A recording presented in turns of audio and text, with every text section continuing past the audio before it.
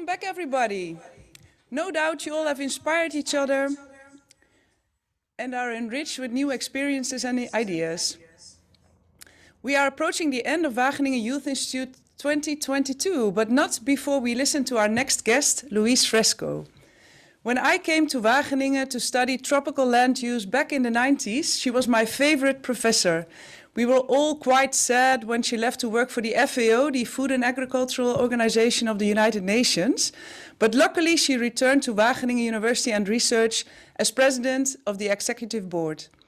We know her to be a great advocate for youth engagement, and she's in fact the one to bring the first European Youth Institute to Wageningen.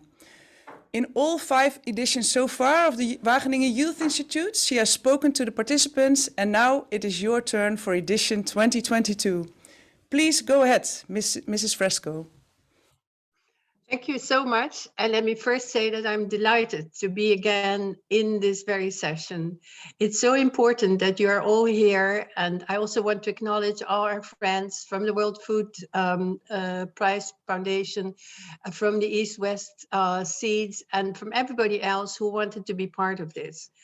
And the reason I'm here is exactly what was just said by Miriam. I really firmly believe that the future starts with young people. And that's not because you guys will get older and get positions of responsibility, but because your ideas are extremely important today, especially today, I would say, because as you very well know, or probably should know, is that we're facing an unprecedented situation again in the world.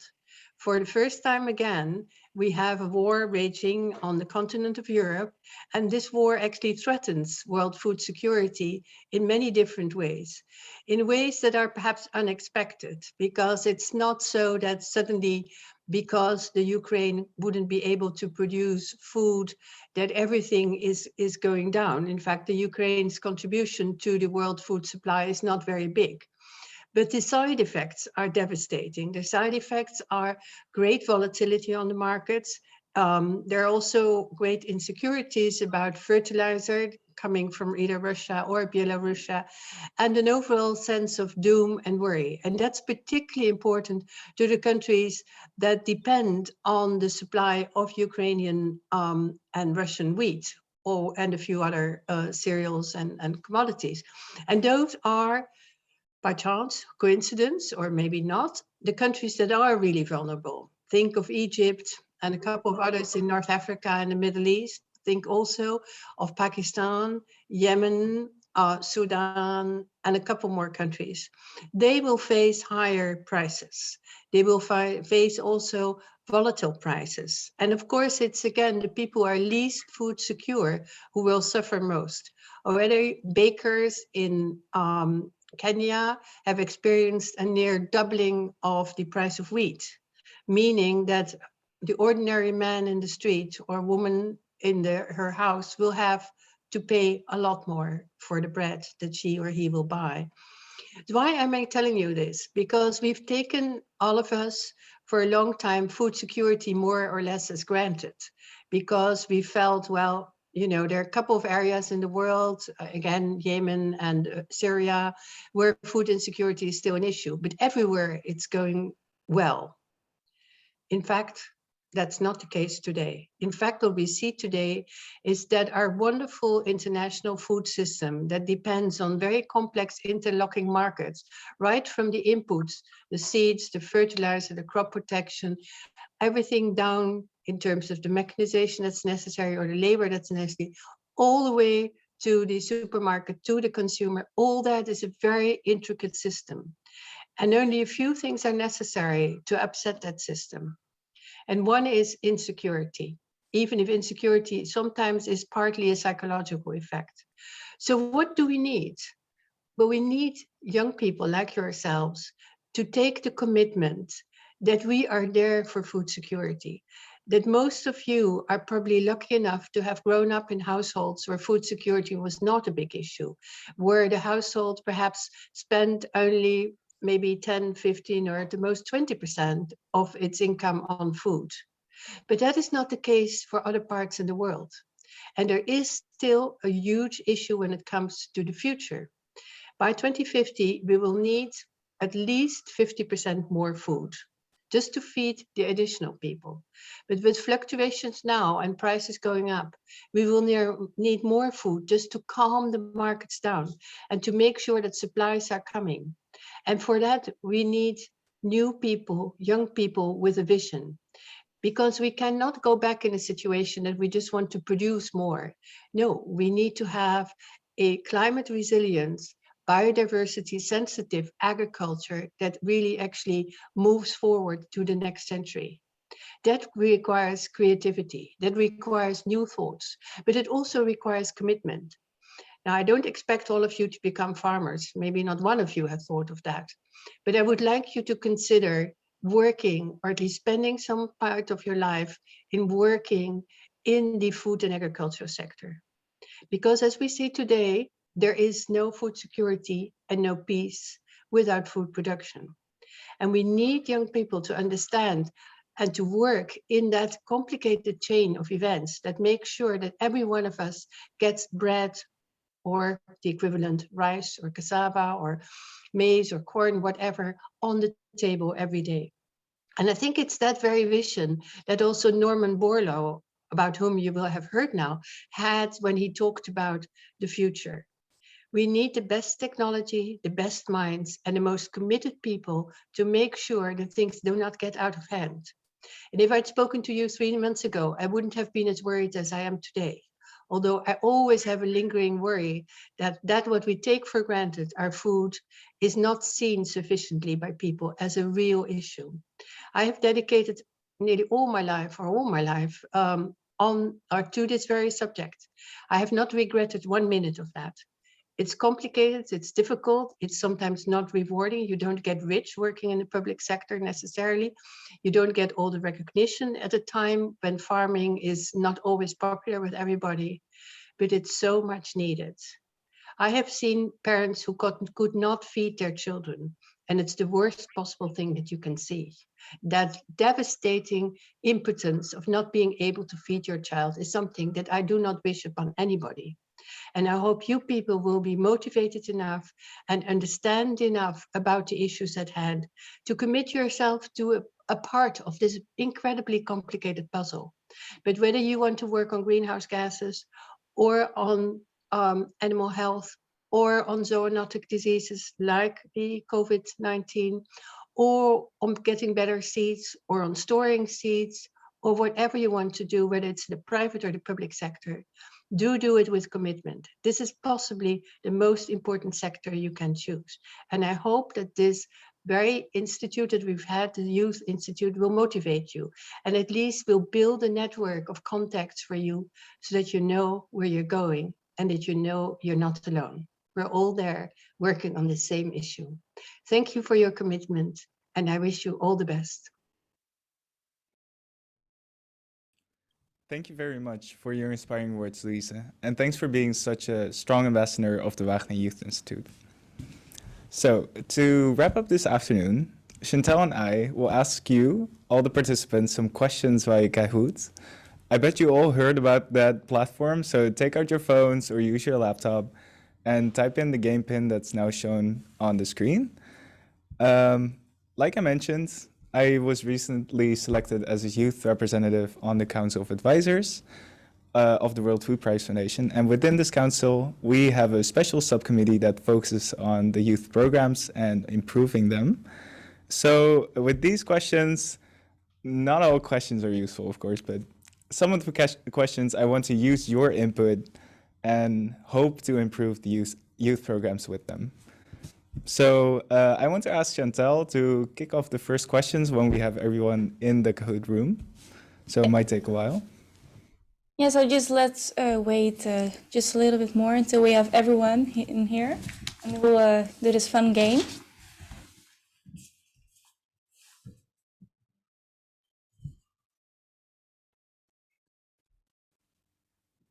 Okay, let's start.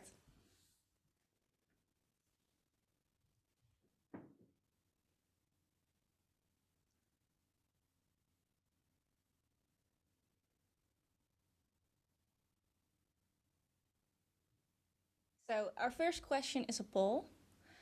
And we want to know, how often do you talk about food security issues with friends or family? Do you do it quite often, maybe every night on the at the dinner table, maybe never, or only just sometimes? And be honest, of course, these answers are anonymous, so we won't judge you for it. No, we won't publicize who chose what. But yeah, as we can see, the results are on the screen. 12 people do it sometimes, 2 people often, and the other 2 never actually. It is good to see that at least quite some people talk about these issues because they are important, of course. So it was question 1. Let's go to the second one. And the second question is, did you ever experience food insecurity in your environment? So this is a yes or no question. It does not mean that you yourself had experienced this, but maybe you know people or have heard of people in your direct environment who were not able to always buy groceries, or maybe had to say, no, I cannot go out for dinner. Okay, the results are in, and there are quite some people who have never known people or heard about it. So 10 people, did you ever experience food insecurity in your environment? People answered no, and 3 answered yes. Of course, it's good to know that a lot of people have food, but these issues, they are sometimes hidden. So you may have not heard of it, but sadly they are there. But before we go to the next yes. question, I just wanted to ask you, did you ever experience food insecurity within your environment? I personally did not, this is a very good question, by the way. I personally did not experience it. However, my mother is from Nigeria, and as you may know, Nigeria is not the richest country in the world, and she has experienced food insecurity issues when she was younger. She also had a lot of siblings, so then of course you have to divide the food. So there were some times that you had to go to bed with hunger. So yeah, I have heard the stories, but luckily I have never had to experience it myself. Thanks. So let's go to the third question. And it's a word cloud. So just type in what you think. What are you going to study after finishing high school? Because you guys have been working on this essay, been really studying some certain topics, and maybe you want to continue doing this. So what are you going to do after you have finished your exams? Maybe plant science like us. Maybe plant sciences You'll like go to us. I really Wageningen recommend it. University. It's a very, very nice study at Wageningen here. Okay. Question, the answers are in. Okay, I see tropical agriculture. That is part of plant sciences. So iets in Wageningen, which means something in Wageningen. Also good. I'm a bit biased, of course. But I also see architecture, biology, medicine, food technology, criminology, economics. It is great to see that there is such a diversity in what people are interested in. And you do not need to study plant sciences to make an impact, of course. It is very interdisciplinary, food insecurity issues. So even through criminology or medicine, you can really target these problems. So it is great to see that you guys are already orientating about this. So let's go to the fourth question. Did participating in the Wageningen Youth Institute influence this decision? So yes or no question, but we're really interested. Did writing this essay had any influence on your decision? Maybe you want to do something else and now you have written this, you are thinking, no, I think maybe obesity or food technology is way more interesting. And the results are in. So 8 people answered yes and 6 no. So it is quite interesting to see that quite a lot of people had a change of heart because of this competition. It's great to see that people have been thinking about what they want to do with their study and further in life, and that, yeah, writing this essay has made you really think about it. Okay, the 5th question. a word cloud. So just type in what you think. What do you think of when you talk about food security issues? Can be a one-word answer. We're not looking for a very detailed explanation, of course. Just write down the first thing in mind when you think about food security issues. Yeah, what comes in mind? And now I'm interested, a question for you. What do you think about when you think about food security issues? That's a hard question, actually. I didn't think of answering this one myself, but I think about, first of all, I just think about agriculture in that sense because of my study, plant breeding, whatever. Yes. Just genetics. Yeah, I can imagine that because you are studying this, that because of this part, you'll know more about it. But the answers are in, and people think about food for everyone, and not enough money, poverty, hunger, accessibility, food waste, unhealthy food. Those are all great answers, of course, because there is no wrong answer. Because as you may have got to know, food insecurity does not always mean that you do not have enough food, but it could also mean that the food you have is not nutritious enough. So poverty and food insecurity is a bigger problem and more detailed than you would actually think. But yeah, great to see that people have put their answer in here. And now the floor is yours, Dennis. Thank you so much, Chantal. So then we can continue to the next question, which is another poem. Do you believe that we can feed the 10 billion people that we have in 2050? So do you think it's possible for us to produce enough food to feed everyone in 2050, which is often a goal of many strategic plans? Are you optimistic? Are you pessimistic? Okay, most people think we might be able to do it. I lean towards the positive side of things, but of course you can be a realist and say, oh, maybe we cannot do it. So it's really interesting, actually. Yeah, we can go to the next question now. Another poem. Are you willing to change your diet if that would be better for the environment? So, of course, we're not saying that plant-based diets are exclusively good for the environment, but are you willing to change something? Could be anything about your diet to make it better for the environment. Chantal, are you planning on doing something about your diet to make it better for the environment? Well, actually, since I have moved from Wageningen, because I started studying here, a lot of people here are vegan or vegetarian, and I did not really know that many people who had this kind of diet in my hometown.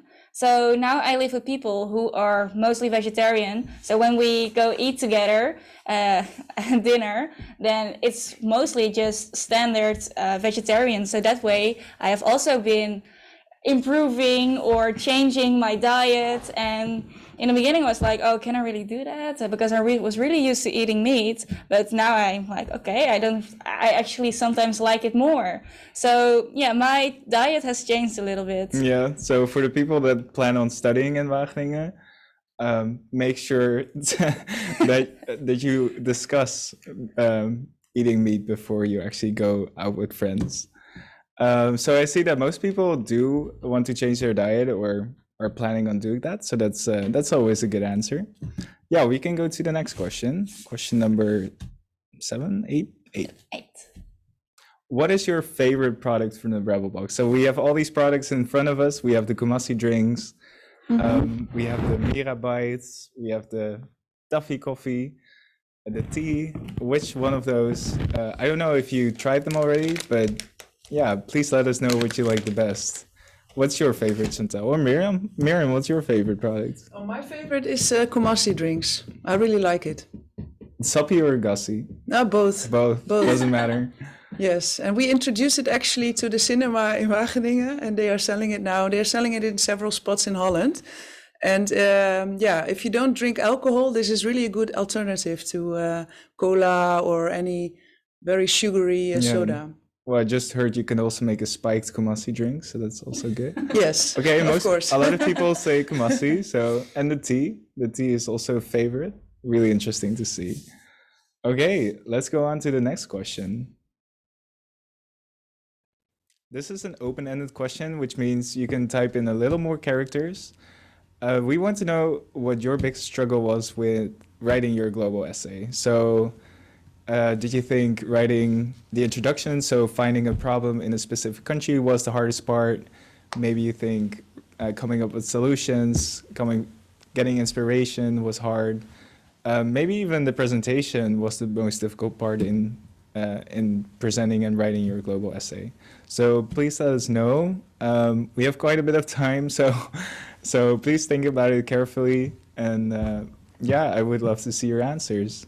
Chantal, it may be a while ago, but what was the hardest part? I also wanted to ask you that question. Oh yeah, but it's even longer ago for me. It's even longer ago for you, Yeah, right? it's almost because 4 years now. Almost 4 years, yeah. I participated in the 2020 Wageningen Youth Institute, and for me, I did like the presenting part because I already knew everything, and it was 3 minutes. I was like, okay, I can do this. That was not really hard, but I really think researching everything and making a selection on all the different possibilities for solutions was the hardest for me. And also financing, because you can have a great solution, but those solutions need money, and where is that money going to come from? So for me, researching how NGOs work or how the government works was quite tricky. So for me, that was the hardest part. Cool. Yeah, I read your essay, and well, you couldn't tell you struggled with it, so that's a good thing. Thanks. Okay, 12 answers are submitted. When we click on the show answer button, we can see some of the answers, I believe. Yeah, now the answers are coming in. So we see, for example, looking for the information. So I think coming up with the problem we can tackle, describing the culture. I hope the interviews with the international students helped a bit with that. My biggest struggle was finding good information to use. Okay, really interesting. Yeah, so I can take all these inputs and we can use this to constantly improve, well, helping you with writing a global essay. So this is really, really useful. Thanks. Okay, we can go to is this the final question already? Yeah, this is the final question. You guys are almost done. Would you want to stay involved in future activities from the youth programs? So this could be anything. We will shortly talk about some of the activities we have planned for you, but we are just interested in knowing if you would be interested in joining these activities. Could be anything, could be something like joining online events about, for example, the Nobel Prize activities we have scheduled for October. Okay, so a lot of people would like to be interested in staying involved. That's good to know. I mean, these questions are anonymous, so you could also say no. It's totally fine. I won't But we be are offended. happy that you are all willing to stay involved. Yeah, so then we can go over to Miriam to talk about these future activities, right? Yeah, well, thank you very much, Chantal. Thank you very much, Dennis. I really enjoy the Kahoot, and I'm sure at home you also enjoy it. Yeah, first of all, I want to thank all the participants for sharing your ideas and being brave enough to sit there at the round tables, talk to experts. Maybe it's something that you haven't done before in education. Well, and congratulations. From now on, you are all Borlaug scholars, and we will send you a Borlaug certificate of attendance by post in the coming weeks. And furthermore, we will inform you about the possibilities that Dennis talked about future activities. And one of them is that you can apply for the Borlaug Ruin International Internship. We'll put it in the email, but you can already maybe Google it at the website of the World Food Prize Foundation. Yeah, I want to thank all the experts. Now, our technical hosts are sitting here, Dennis, Chantal, but also, last but not least, Jasmin. She's sitting at home because she had some exams to do in Wageningen. And a big thanks to our speakers of today. Yeah, and then we would like to talk a little bit about the announcement of the selected student of this day. It was not the biggest purpose, of course, to win, but it's part of the game. And I think I hope you all learned from the roundtables already enough and had a good experience. The experts did some scoring on your essays and did some scoring on your presentations, and we will assess all of that and we will get back to you later. Dennis will inform you about that. But I have to inform you that we were just informed by the World Food Prize Foundation that the Global Youth Institute in October 2022 will be virtual again. Yeah, we heard this just a few days ago. So we are currently searching for an alternative for the selected student, and then we will discuss it with him or her. So that will be fine, don't worry. This means that there's also good news. Since it's virtual, the Global Youth Institute in October, the World Food Prize Foundation wants to invite all the attendants of today, so all the students that attended at the roundtables, to also join the Global Youth Institute. We will send you an email about that also. Yeah, so I guess this is my goodbye to you for today. We will meet again, I hope. And yeah, I will pass the word to Dennis and Chantal for their last remarks. Thank you. Thank you so much, Miriam. So, like Miriam talked about, we will go Insta Live on the 24th of March. 12:15 CET sharp to announce the winners of this edition of the Wageningen Youth Institute. I won't be there myself, but my fellow Borlaug scholars will make it a true spectacle. So make sure to follow Wageningen Youth Institute on Instagram, and while you're at it, make sure to like our post and follow us on Facebook, Twitter, and LinkedIn. And we will see you there on our live video. Thanks for joining the Wageningen Youth Institute, and goodbye for now. Over to Chantal. Yes, thank you. I really like being your host for today and also your technical host. It is great to see high school students so involved and engaged with global issues. And I applaud you guys for being here. And I really hope to see you all in the future again. But for now, goodbye.